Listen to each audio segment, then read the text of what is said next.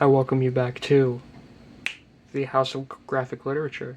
I'm your host, Bat, and today we're going to be taking a bit of a turn, uh, taking me back to my roots a little bit. We're going to talk some Batman.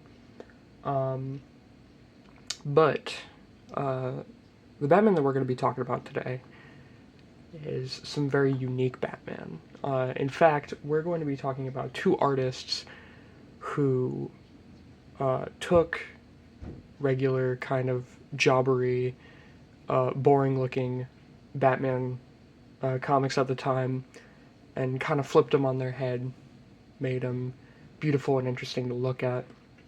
Of course, this does exclude the great Neil Adams, but I'm talking Bob Brown, Dick Giordano, just any of those guys who, they were just there to, Irv Novick, like the guys who were just there for the job. But I want to show off two artists who used their artistry to really uh, make some exciting comics. And I'm using the hardcover version of Batman, The Greatest Stories Ever Told, a book that is very easy to get your hands on if you can't afford the original issues. And the two artists we're going to be talking about today are Frank Robbins and the invincible Alex Toth. Frank Robbins is probably best known for actually being the writer of a lot of these Batman stories at the time. But he's probably better known for the Johnny Hazard comic strip, which was a really interesting wartime kind of flying ace strip, which those have some pretty beautiful collections put out by, I believe, Fantagraphics. But in this case, he got to draw some comics, which he didn't get to do very often. Probably the the issues he has the most cred drawing is the Invaders, because he has like this sort of weird golden age like pseudo style, very Milton Caniff inspired. And that's kind of what you get to see here. This is Man Bat Over Vegas. It's a the story itself isn't terribly interesting, but the cartooning is fascinating compared to the stuff that was going on at the time. Just to flip a page a little bit earlier, this is, of course, a Neil Adams story, and this is, classic Krusty Bunker artistry. But then you come over to Frank Robbins, and he's flipping the whole thing on its head. For one, I love his panel compositions. Of course, these are recolored by Tatiana Wood. I can't remember who did the original colors, but these do look different compared to the original issues. But since I am using these, I might as well call out the color. But yeah, the faces especially. These are Frank Robbins draws some of the most interesting faces I think I've ever seen in comics, because they're they're very otherworldly in a way. But I really do just love the artistry, and I love his Batman. He draws a really great, very golden age, early golden age especially, like a Jerry Robinson kind of Batman.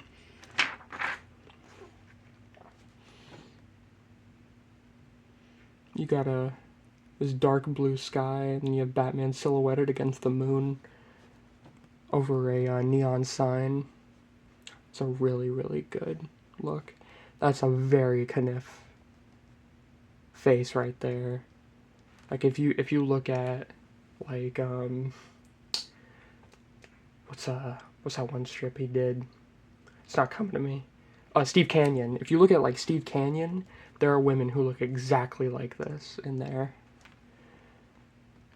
Love the lettering here. very inventive. I love the silhouette of Batman, and it darkens the figure. Very, very nice. And then you get to see his Man-Bat. And keep in mind, Man-Bat had only been drawn at this point by Neil Adams, because he was still a fairly new character whenever this book came out. So it was really interesting seeing a different interpretation of Man-Bat that was more bat than man. Because if you look at Neil Adams' Man-Bat, it's very more humanistic look, whereas here it's definitely more of an animal. But I really love this tandem right here. And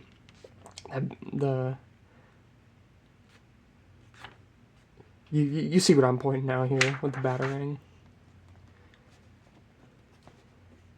I really love the poses, you know, for the fact that from what I've seen of Johnny Hazard, it's not an extremely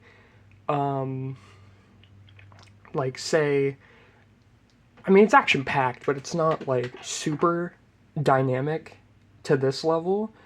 But like, I mean, Robbins is, you know, he's really throwing it all out there for this character. He knows how to twist that figure up. It's very strong fighting choreography here. There you go. Isolate that, make that the thumbnail. That's really cool. Very easy to read, too. Like, the panel to panel is very strong in these Frank Robbins stories. As I said, he really didn't do that many. He only did 2 or 3 of these Batman stories, but they're really solid comics. Funny thing to point out, his Man-Bat is naked compared to Adam's Man-Bat, who is normally at least wearing a pair of pants. It shows off that more animalistic nature. Check that out. Sort of bringing us back to the title page here. Again, another really great face-to-face moment right there. And then you crash through the ceiling. Kind of reminds me of one of the earliest videos I did was the Marshall Rogers Batman newspaper strip. He kind of did something similar. That's a kind of a weak punch, unfortunately. It's probably the least interesting thing in this whole book. Is that punch right there. But I really love this. Robbins plays with panels very masterfully. He never sticks to one grid. And it's so pleasing to the eye. Very weird looking hands. Very Kirby-esque hands right there. Or I should say Kniff. But oh, look at that. That's a really good silhouetted Batman right here. Those eyes. They're like so weird and sunken in. I love it. There you go. You got your guy in shadow for almost this whole bit. This right here reminds me of Steve Ditko's Batman from that Man-Bat twofer that he did. Oh, it's so good. It's hard to tell if some of this is just the inking by Robbins or if some of this is thanks to the color by Tatiana Wood. I'd have to see the original issue to know for sure.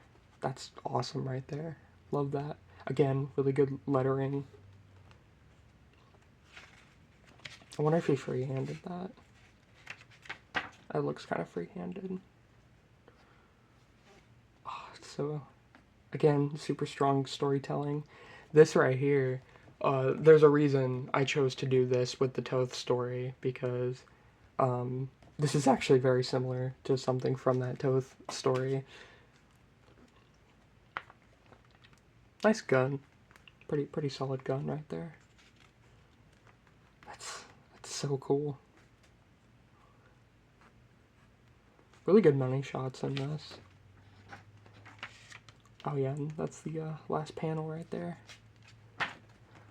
I bookmarked this because just sort of showing you like how interesting this is compared to like I don't know like Dick Giordano drawing Batman. I know this is a pretty famous story, but it's pretty undynamic, kind of boring to look at. I even thought it was boring to look at whenever I was younger. That's kind of nice though. But anyways, let's get to the main event here. Death Flies the Haunted Sky. He did a lot of job work early on, and then went to go do some other really cool shit, like Bravo for Adventure. He did those Disney Zorro strips, and then of course, you know, creator of Space Ghost. Um, and as far as I know, this is the only Batman story Toth ever did, and this was actually pretty close to the end of his lifetime. So I just figured I would highlight it. For starters, amazing lettering. Love that the title is in the highlights of the cape. That's really awesome. First thing that comes to mind whenever I see like this is Batman the Animated Series. Very very Bruce Timm looking piece right there.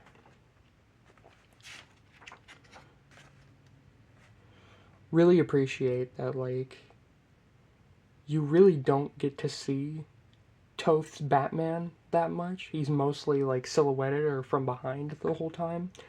Sort of, you know, plays into like the whole shadowy figure thing. Here he is, attached to this plane. Again, that beautiful panel to panel storytelling right here. Whenever you see that face, though, all you can think of is Super Friends. But man, look at the variety of expressions here. Love this right here. Very short story this one is, but and like I said, not a lot of Batman in here. It was definitely an obsession with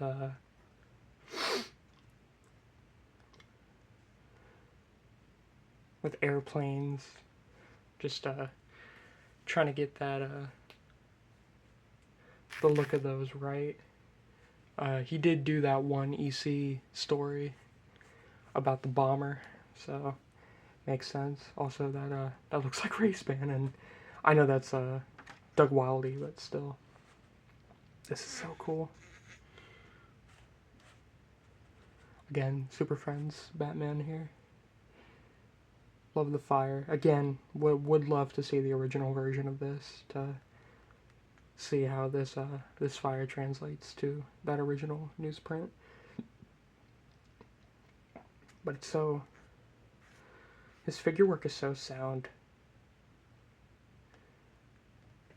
I love this this move of him pulling the cape, and just man, having to draw that same figure, but he does put it in shadow a lot, which definitely helps, but doesn't make it any easier to draw, I can imagine.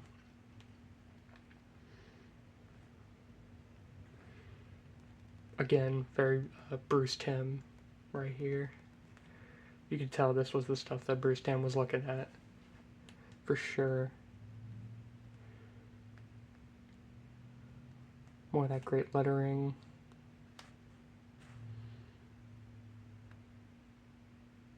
I love this. You know, it's almost disguised as like a panel border, but then you realize it's actually the plane. It's so good. Only Toth would be crazy enough to make a Batman story where two planes are having a dogfight and Batman has to jump between both of them. It was one of a kind, truly. It's so good right here. It's extremely tiny figure. It makes you wonder, like, how long did it take for him to draw that? Because you have both planes, one in the background, one in the foreground, and you have Batman in the foreground. It's nuts. Absolutely insane. Space Ghost. Looking Batman right here. And this right here, this really does look straight out of like a Jerry Robinson Batman or something.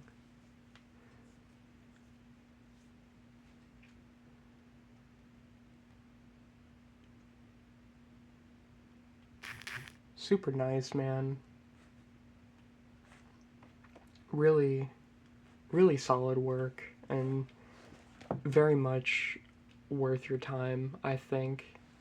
Again, this collection is super cheap, so if you find a copy, definitely pick it up. There's some other great stuff in here. There's a illustrated text story done by Marshall Rogers, which is excellent. There's a Walt Simonson story in here. There really is it really is the greatest Batman stories ever told, and I'm really glad that they included um, just the best of the best, as they should. Um, but with that said, this is a little bit shorter than most of the videos that I make, but that'll make it a little bit easier for someone to watch, I feel. Um, but anyways, that's gonna do it for today. I really hope you enjoyed. Um, I would love to talk more Frank Robbins and Alex Toth in the future. So if you really enjoyed it, do give it a like. Maybe even subscribe if you feel the need to. And with that said, I hope you enjoyed your visit to the House of Graphic Literature. We hope to see you again soon. Bye bye.